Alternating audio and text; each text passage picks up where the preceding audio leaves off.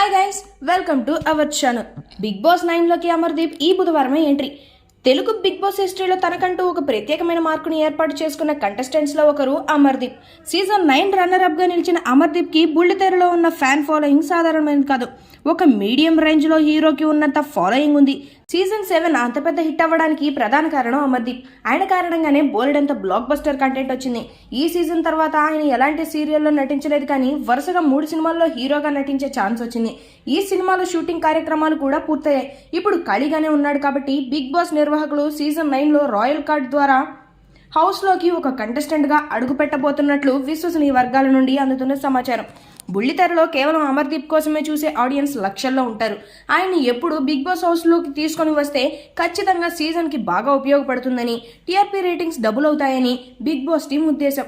అమర్దీప్ వైపు నుండి తుది నిర్ణయం బయటకు రావాల్సి ఉంది.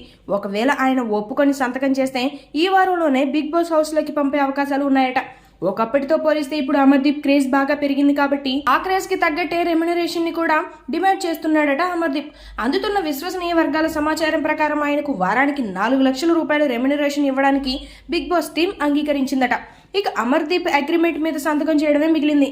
తన సినిమాల కమిట్మెంట్స్, డేట్స్ ని చూసుకొని చెప్తానని అమర్దీప్ చెప్పాడట.